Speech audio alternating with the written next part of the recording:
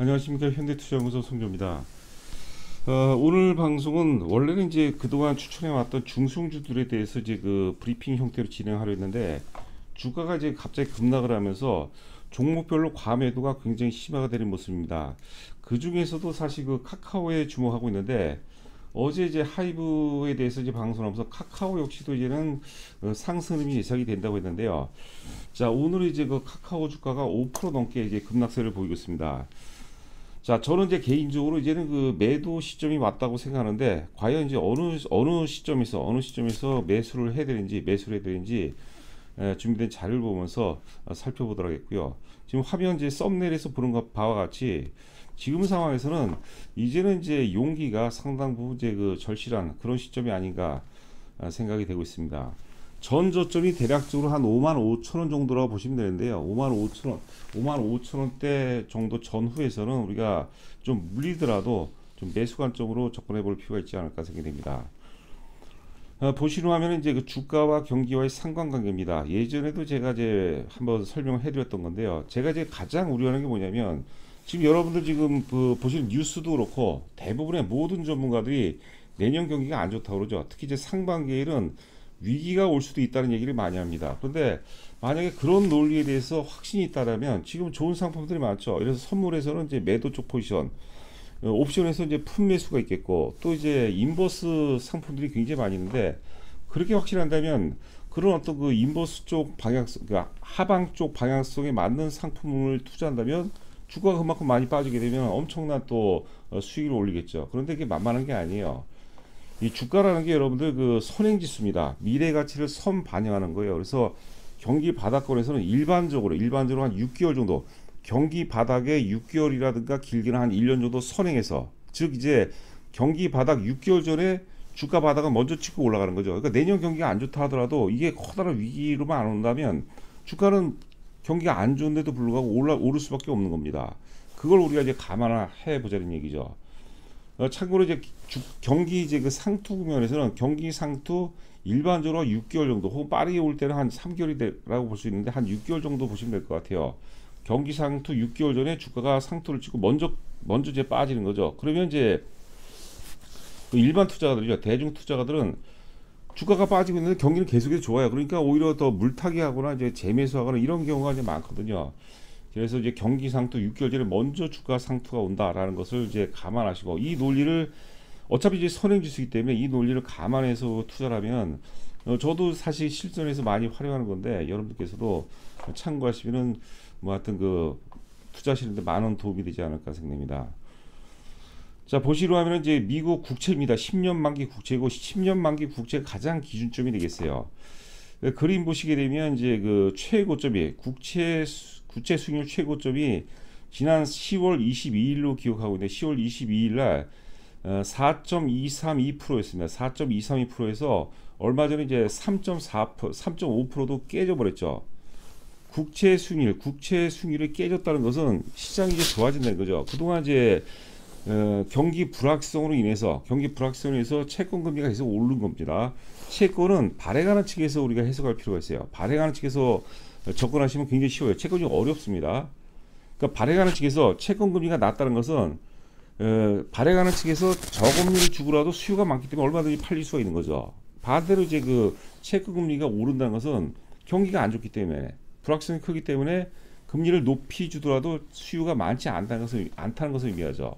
자, 그래서 채권 금리가 이제 4.2%대에서 지금 3.5%대까지 빠졌다는 것은 시장에 상당히 중요한 어떤 시그널이다. 지금 당장은 이제 그 파월 의장이 어제 이제 금리 FOMC에서 금리가 결정이 됐죠. 0.5% 인상으로, 기준금리 0.5% 인상으로 인상폭이 축소가 됐어요. 그런데 이제 그 또 시그널이 있죠. 브리핑을 통해서 이제 뭐라고 했나요? 하여튼 그 일단 그 물가 안정을 위해서라면 상당히 이제 공격적인 어떤 금리 정책을 유지하겠다, 그런 얘기 때문에 사실 미국 시장도 빠지고 우리 시장도 데미지를 입는 것 같은데, 그런 단기 관점이요. 사실 그 주가를 혹은 이제 그 채권을, 부동산을 파월이 결정하는 게 아니죠. 철저하게 이제 경기 펀더멘탈이 있어야 하는 겁니다. 물론 이제 그런 거는 있어요.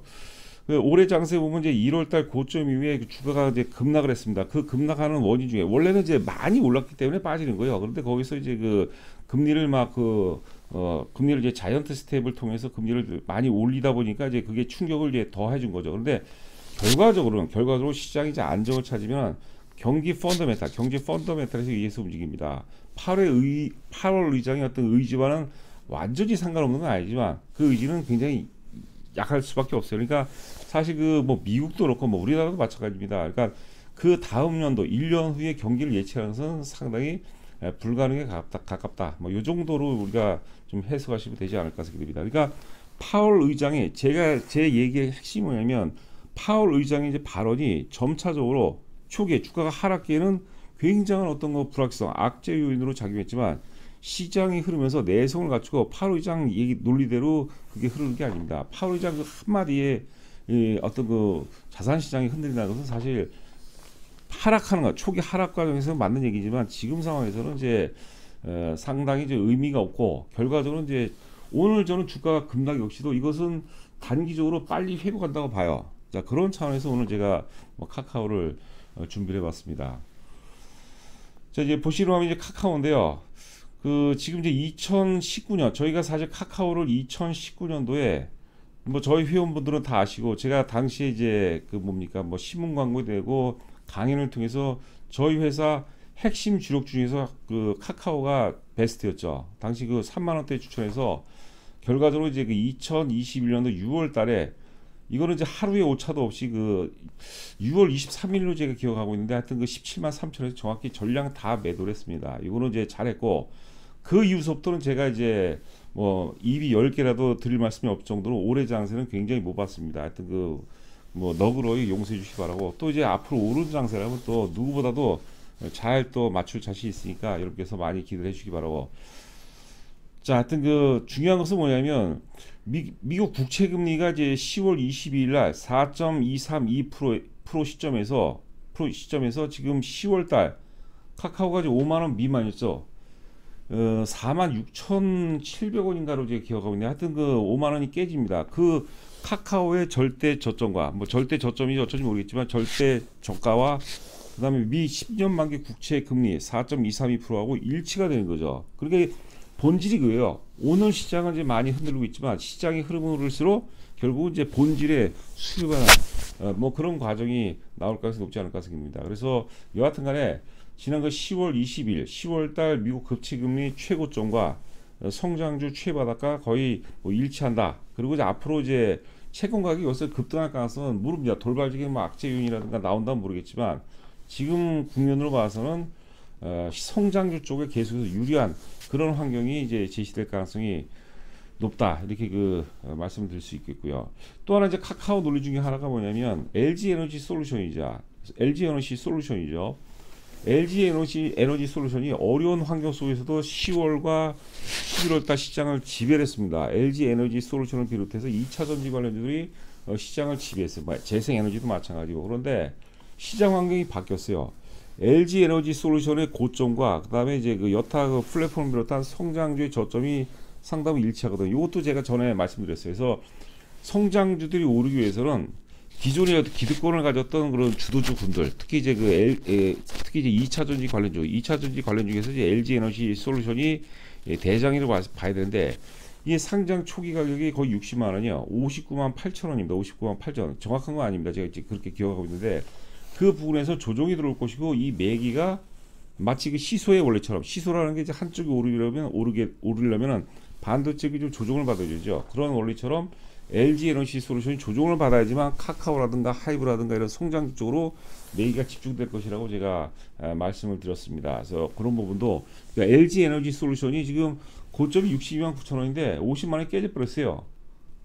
물론 이제 LG 에너지 솔루션 갖고 계신 분들한테 죄송하지만 이게 조정을 제가 나름대로 말씀을 드렸던 거죠. 그 근거에 대해서 LG 에너지 솔루션을 비롯한 2차전이라든가 재생 에너지의 조정은 성장주 상승 논리를 더욱더 강화를 시킨다. 이렇게 또 보시면 될 것 같습니다.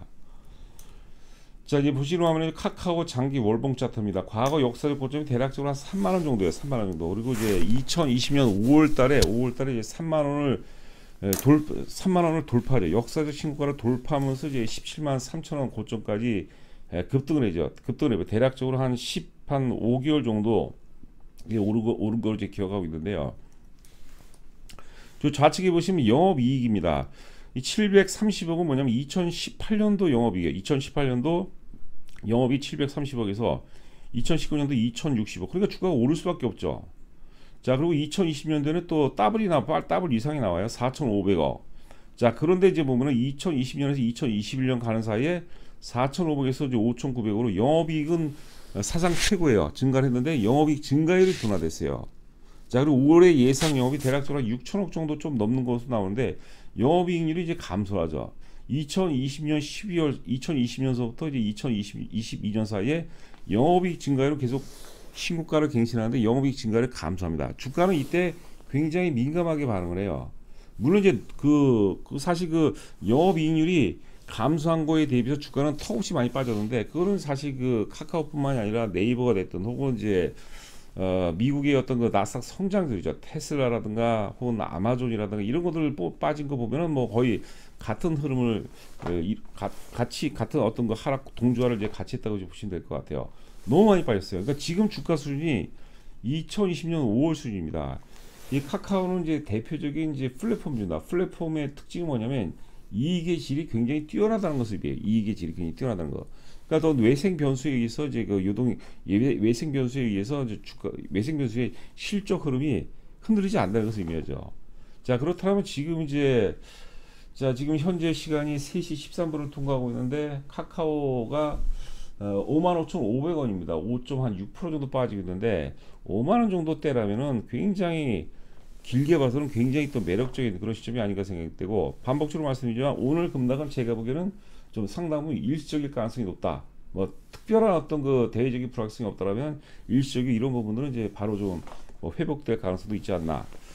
자, 물론 조심스럽습니다. 또 오늘 미국 또 유럽이라도 미국 시장은 또 봐야 될 것 같고요.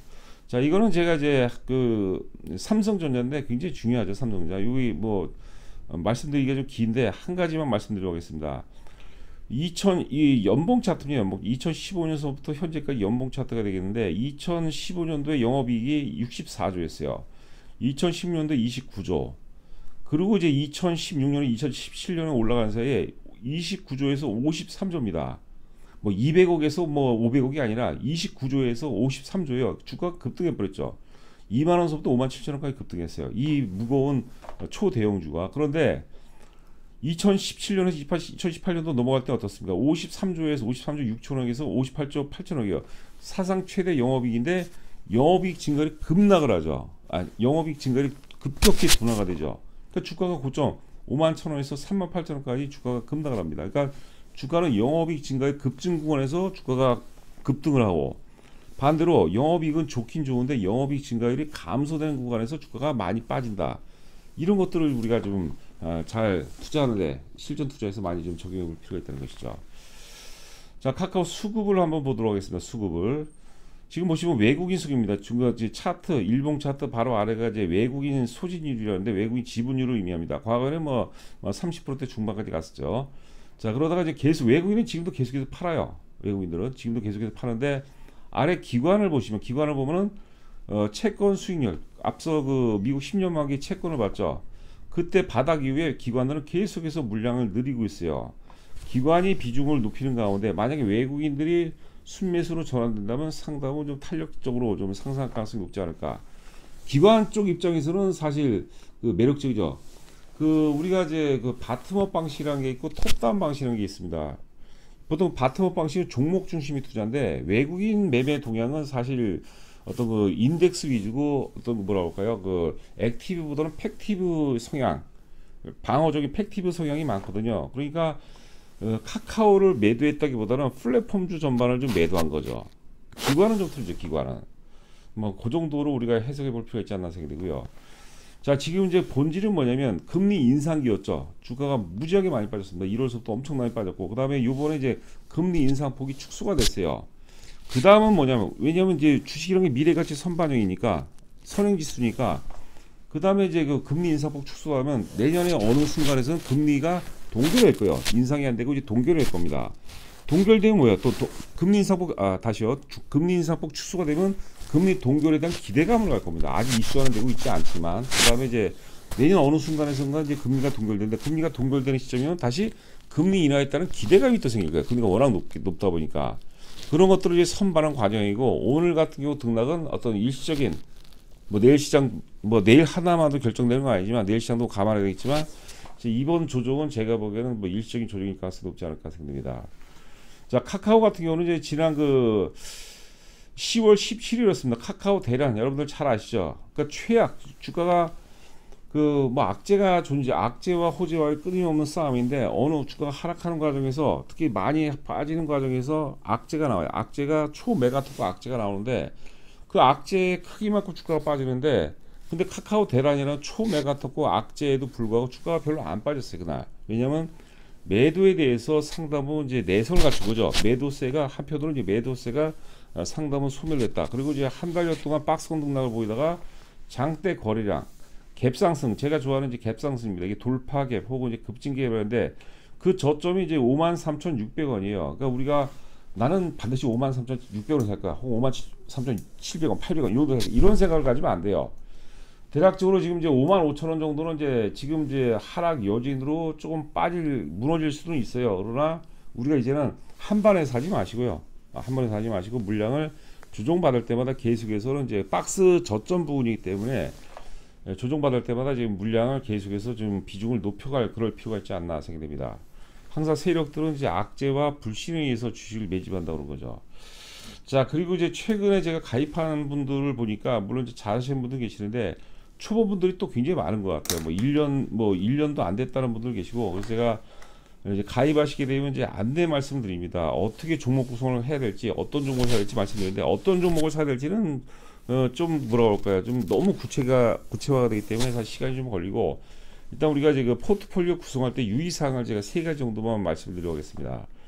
첫 번째는 뭐냐면 자기 자산에 맞는 종목 수가 중요합니다. 대부분 이제 주식을 못하는 분들이 종목 수가 10개, 20개 혹은 100개 이상이 되는 분들이 있어요. 그건 안 돼요. 여러분들 관리가 절대 안 됩니다. 내가 만약에 1억을 갖고 이제 조그만 분식점을 하는데 메뉴가 한 50개, 100개 되는 게 되겠습니까? 자기가 가장 자신 있는 그런 그 음식 우선순위로 해서 나는 사실 나는 떡볶이에다가 비중을 맞추겠다. 떡볶이 비중을 가장 높여야 되겠죠. 그 순으로 해서 한 5개 정도가 좋습니다. 초보들은 5개, 그 다음에 조금 투자 경력이 많은 분들, 좀 노련하신 분들은 한 3종목 정도가 좋아요.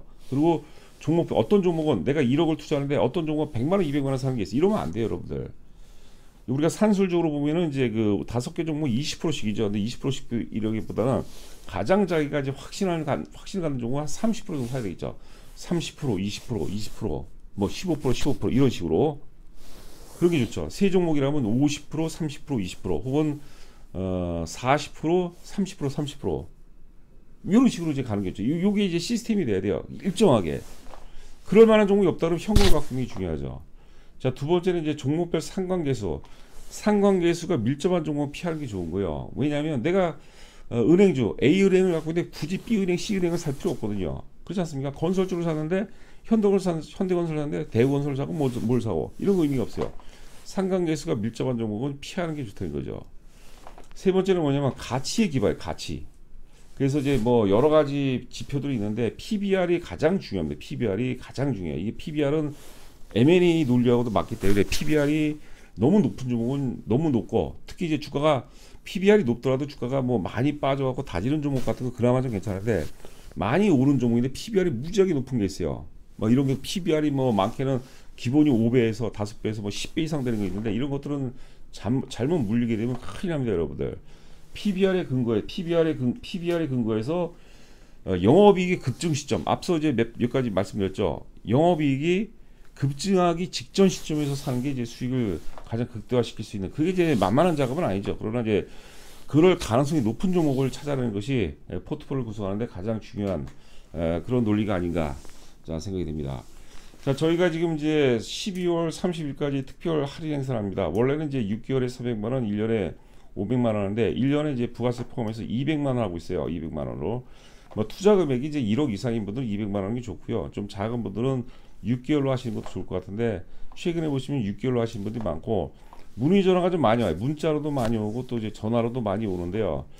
일단 그 궁금하신 거 있으면 충분히 여쭤보세요. 그냥 하지 마시고 충분히 여쭤보는 게 저는 좋다고 생각이 됩니다.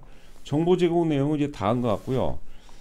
가입을 하시게 되면은 가입과 동시에 이제 그 본인 성함하고 기존에 갖고 있는 종목이죠. 종목 수하고 이제 그 수량하고 이걸 다 보내주세요. 그럼 제가 상인해서 여러분께서 아 이런 것도 있겠구나 나름대로 충분히 납득이 갈 만하게 제가 그 어떤 식으로 종목을 구성해야 돼, 어떤 종목을 사는 것보다는 어떤 식으로 포트폴리오를 갖고 가고 어떤 식으로 해야 될지에서 제가 충분히 설명해드리고, 그리고 종목을 오늘 같은 경우는 이제 어제 가입한 분들은 이제 그 제가 두 종목을 보내드리는데 이런 것들은 좀 물리더라 좀 사야 된다고 봐야 되거든요. 그런 종목은 제가 보내드리고 또 종목 논리에 대해서 충분히 설명해드리도록 하겠습니다. 그 본인께서 이해를 하셔야 돼요. 제가 어려운 말로는 안 합니다.